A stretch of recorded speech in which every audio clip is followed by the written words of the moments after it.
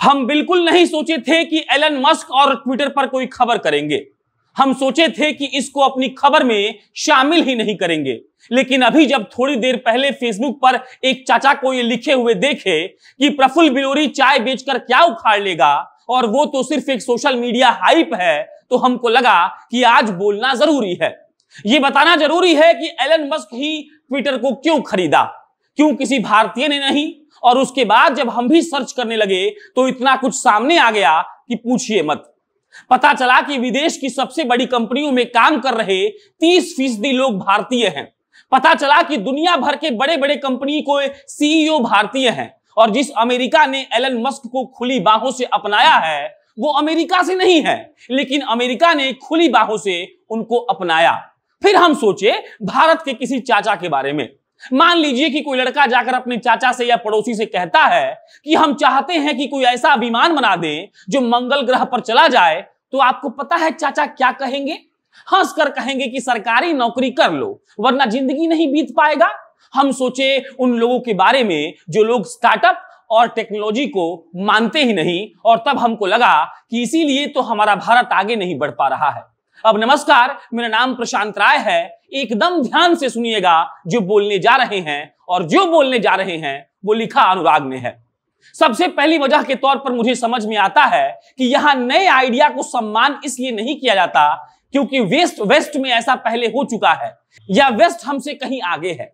और यहाँ का बौद्धिक वर्ग अपने आप को वेस्ट के बौद्धिक वर्ग के बराबर मानता है, और उसे लगता है कि किसी हिंदुस्तानी आइडिया को हिंदुस्तान में पालने का मतलब है बस बेकार चले जाना।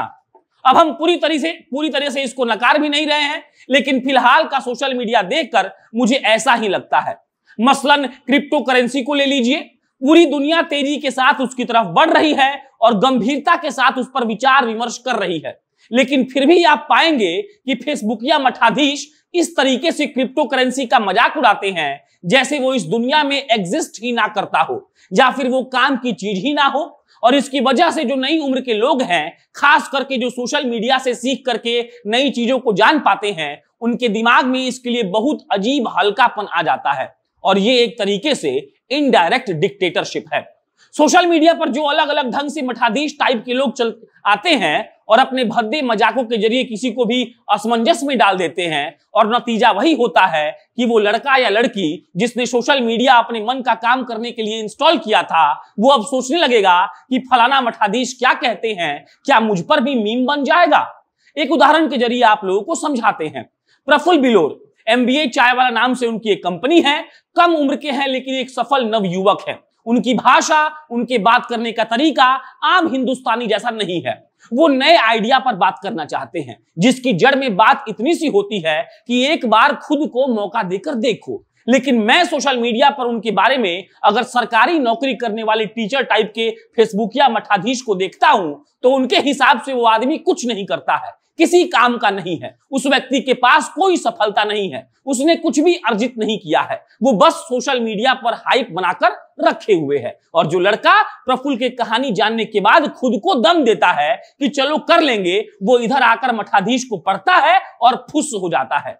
जैसे घर पर बुजुर्ग बाबा जी होते हैं, दादी होती हैं, ये तमाम लोग कुछ भी हो जाए उसके लिए मोबाइल फोन का जिम्मेदार ठहराते हैं, उसी तरीके से सोशल मीडिया पर माहौल बनाया जाता है और एक तरीके से नए आइडिया को डिमोटिवेट किया जाता है, जबकि ये नहीं होना चाहिए। सोशल मीडिया बना ही इसी के लिए है कि आप अपनी जोन से बाहर निकलकर कुछ कर सके, लेकिन वहां भी सेंसरशिप चलती है। मुझे नहीं लगता है कि इस पर बात की गई है, लेकिन ये बात करने का विषय है। सरकार आपके लिए बहुत कुछ नहीं कर सकती है, ये नई दुनिया का सच है। स्वीकार करना है तो करिए, नहीं तो मुगालते में रहिए। आप में और इन लोगों में अंतर यही है कि वहां सोशल मीडिया पर अंकल चिल करने के लिए आते हैं और यहां वाले अंकल चिल करने के लिए आते हैं। इसके अलावा बहुत सारे कारण हो सकते हैं। सरकारें निकम्मी हो सकती हैं, आपके पास पैसा नहीं हो सकता है, कोई अयोग्यता हो सकती है, मौका ना मिला हो, बहुत सारी ऐसी बातें हैं। लेकिन ये मुझे महसूस हुआ है कि सोशल मीडिया डिक्टेटरशिप से चलती है, और अगर आप थोड़े से भी संवेदनशील हैं तो आपको परेशान करने भर की डिक्टेटरशिप यहां है। और नतीजा उसका यह होता है कि किसी भी सैक्रेड आइडिया को यहां सैक्रेड गेम में तब्दील कर दिया जाता है। तो मुझे लगता है कि 5G नेटवर्क इस्तेमाल करते हुए ज्ञानी लोगों को यह सोचना चाहिए कि आखिर 5G क्यों आया। क्योंकि अगर यही फालतू का ज्ञान देना था तो वो तो 2G में भी हो ही रहा था। सोशल मीडिया एक नया मैदान है और इस मैदान को नए खिलाड़ियों की जरूरत है। हमारे देश में ही देखिए, एक तरफ रतन टाटा है जो अपने साथ एक 20-22 साल के लड़के को हमेशा रखते हैं, दूसरी तरफ कॉर्पोरेट ऑफिसेज में इंटर्न को कागज प्रिंट करने के लिए रखा जाता है। अभी सबसे ज्यादा कमाई करने वाली साउथ फिल्म का जो एडिटर है वो एक 20 साल का लड़का है और सोशल मीडिया पर 20 साल के लड़के को मठाधीश लोग अपने फ्रेंड लिस्ट में शामिल करना तक जरूरी नहीं समझते हैं। ऐसे बहुत सारे उदाहरण हैं, लेकिन मेरे कहने का मतलब यह है कि ये बदलती दुनिया है, नया सीखने वालों की दुनिया है, रूढ़ियों से ऊपर उठने वालों की दुनिया है। आप भी उठिए और अगर किसी भी तरीके से आप सोशल मीडिया पर आइडिया को लेकर डिक्टेटर बन रहे हैं तो यकीन मानिए, आप कितने भी राष्ट्रवादी पार्टी के कार्यकर्ता हो और सरकार बन रही हो, लेकिन आप उसमें अपनी नई पीढ़ी को हिस्सेदारी से वंचित कर रहे हैं। और यकीन जानिए, जिसकी हिस्सेदारी नहीं रहेगी, कल को उनके साथ क्या होने वाला है उसका नजीर दुनिया के सबसे अमीर आदमी एलन मस्क का एक 30 सेकंड का क्लिप है, वो देखिएगा तो आपको मालूम चल जाएगा। वो बता रहे हैं कि आने वाले समय में रोबोट अधिकतर नौकरियों को खा जाएंगे और ऐसा होता प्रतीत भी हो रहा है। और जब सवाल पूछा जाता है बढ़ती हुई आबादी पर और इसका क्या होगा, तो उन्होंने बताया कि पूरी दुनिया में एक यूनिक बीपीएल कार्ड बना दिया जाएगा और सभी को मिनिमम जरूरतों को सरकार अपनी नैतिक जिम्मेदारी के तौर पर पूरा करेगी और नौकरी किसी का भी अधिकार नहीं रह जाएगा। मौके सीमित होंगे, तो अगर आप चाहते हैं कि नए लड़के बीपीएल कार्ड लेकर घर बैठकर खाना खाएं और वो अपनी हिस्सेदारी खो दें, तो करिए ऐसा। नहीं तो गंभीरता के साथ सोचिए और बताइए कि हिंदुस्तानी लड़के लड़कियां भी हिस्सा मांगेंगे।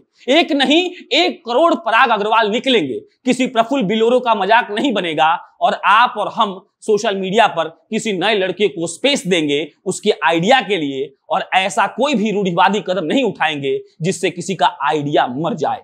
आप क्या सोचते हैं इसके बारे में कमेंट बॉक्स में लिख के बताइएगा।